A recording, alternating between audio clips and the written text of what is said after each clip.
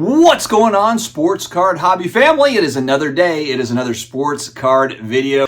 So every time I have a mail day, in order to tell if the slab is real, I lick the slab. We have got an exciting one here today. I was paying attention to Geoff Wilson Cards HQ on Super Bowl Sunday. He had a huge Whatnot live stream. Did he sell any cards? We're going to talk about that. And then we've got our Tuesday and Friday showcase shoutouts. Going to be a good time. Tonight we're actually going to do off-centered. So normally Steve and Neo and I do it on Wednesday nights, every other Wednesday. I've got a conflict tomorrow, actually going to a concert with my wife, a Bocelli concert. So we are going to bump it up to tonight. So definitely check that out, 9 o'clock Eastern on my channel. It'll also be simulcast on Flippin' Steve's channel as well as Neo Cards and Comics channel. All right, let's dive in first. Before we talk about Geoff Wilson, you take the card and put it in the sleeve. Let's talk about the viewer showcase shoutouts. First off, this is really cool. We've got Clay at Center Collectibles. Center spelled Centre Collectibles on IG, and then that's also his eBay store as well. Center Collectibles. He's got a wide selection of cards, but the thing that he specializes in that he really enjoys buying and selling, authenticated photos by PSA, and a lot of them PSA 10 auto grade. So he sent me, of course, Drew Brees. I'm a huge New Orleans Saints fan, so thank you to Clay for hooking me up there. You check out his store. He's got Tiger Woods. He's got Mickey Mantle. We've seen the ascension in the collectible space for tickets, as well as what else? Type 1 photos. And so this is kind of a twist on that. You've got authenticated autographs on cool pictures. So definitely check out at Center, Centre Collectibles on IG as well as on eBay to see the selection. On the back of this, ironically, this week I had another viewer that reached out, J Cards, and he is selling the same sort of thing. It's a PSA 10 auto grade picture of Mike Leach, of course, the late Mike Leach, an absolute legend in the college football coaching world. It's just a very unique piece, and of course, unfortunately, he has passed away, so there are not a lot of these sorts of autographs, and there are collectors, a lot of collectors for this sort of thing. I think from a display standpoint, these are very cool. Of course, kind of like a larger sports card in a way, but a cool display piece in your office or in your man cave. Definitely check out J Cards. I will put his information here. Frank, let's get it up on the screen. Thank you very much.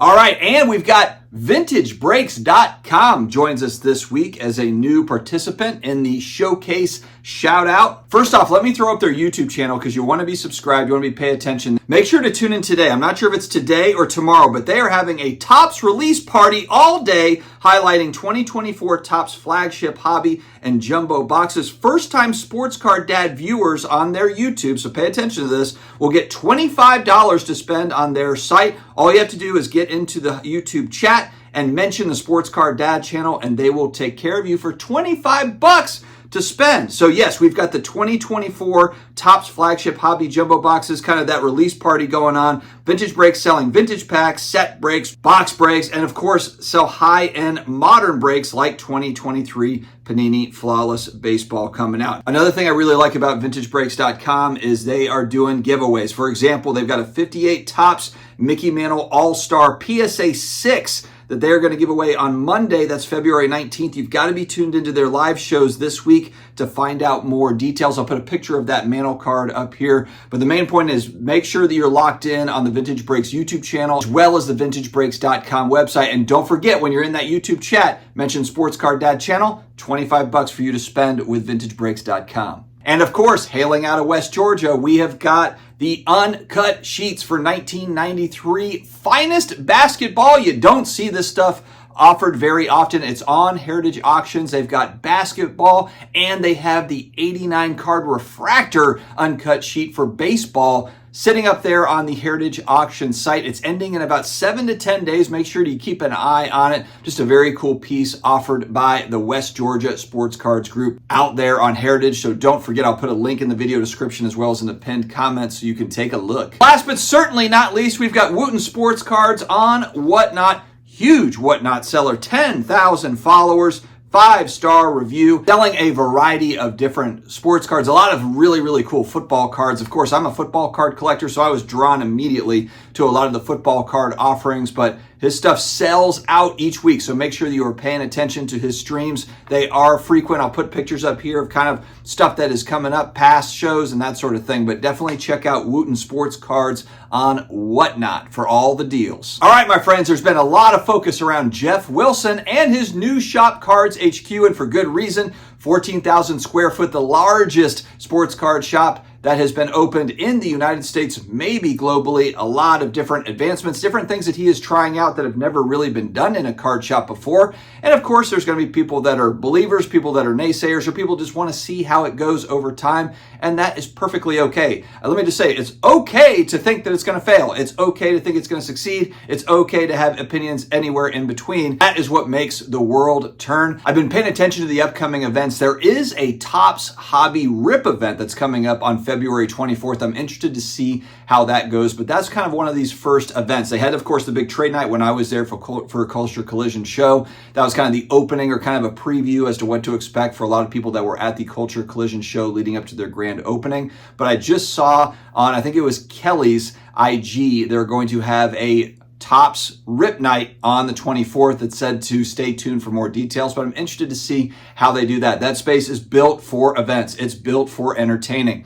Now, Geoff did say, hey, on Super Bowl Sunday, I'm going to be out there selling cards, so come and check out Cards HQ on Whatnot. And I was just kind of curious, was it a ghost town in there? Were people buying? What was the story? So as I tuned in, maybe 5 or 6 times over a 6-hour span of time, they did it from 12 to 6, I believe, Eastern time, leading up to the Super Bowl. And let me tell you, for me personally, I had a lot going on that day. I know from a content perspective, my video didn't get as much views as it normally does, just because people were watching less YouTube and they were getting ready for the Super Bowl and doing family stuff. It's a busy weekend day. To be honest, I didn't really know what to expect as far as how many viewers he would have. When I checked in, every single time I checked in, and this was 5 or 6 times, there was between 160 and 190 people watching the Whatnot live stream as he was selling cards. And for people that have not been on one of those live selling streams, it's basically one card after the next. I looked at it and it's probably about one card every minute that they're selling. And so 60 minutes, maybe there's a little time in between, maybe about 50 cards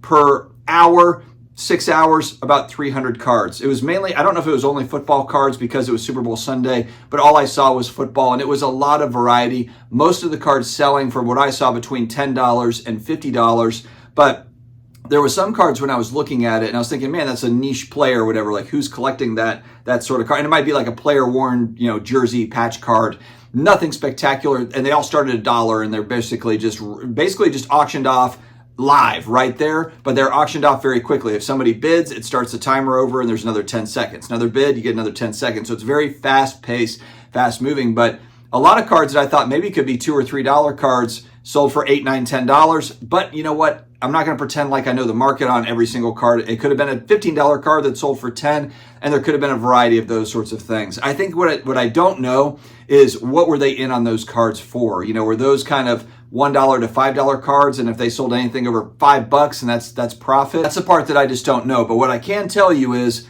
stuff was selling. It was just selling, selling, selling. I didn't see a card that just didn't get a bid. Everything sold that I saw. Now, maybe there was stuff that I missed, but that's kind of the, I think kind of the draw to sellers on a Whatnot or maybe a Fanatics Live. I haven't used them, but that stuff, it just moves. If you have a following, especially Cards HQ has 9,000 followers. I think the Sports Card Investor Whatnot also has like 8,000 or 9,000 followers. So there's already a brand there to kind of try to help sell this stuff. And once you've built a following, you've got good reviews and that sort of thing, then it becomes a lot easier to sell cards. And so from what I could see, it looked like they had some good volume. The thing I want to see though is, the whole idea or kind of the goal here is 24/7, 365. How much of that international audience tunes in at 3 a.m. or at midnight or whatever it is on a live streaming app to buy cards? That's what I'm very curious about. We know that basketball cards are very popular in Asia, for example. Is Geoff going to run a stream at 2 a.m. to where maybe that's a good time zone for people that are in Asia to where they are buying at that particular time? And you can kind of build a little bit of a flow or an audience that way. The whole live streaming selling is going to be core to their business. That's been already explained. And so that's the thing that I'm really interested in seeing. But on a day where it's a fairly slow day on social media because people are really busy with Super Bowl festivities, Super Bowl Sunday. But there was a pretty decent audience there. But again, I'm not some Whatnot expert or Fanatics Live or live streaming expert. Maybe some would say 150 people with 9,000 followers, that's terrible. I really have no idea. So that is what we've got today, my friends. We will continue to be locked in on the Cards HQ news as it comes in and report back to you all as we see it. Stay healthy, stay awesome, and I will talk to you again later.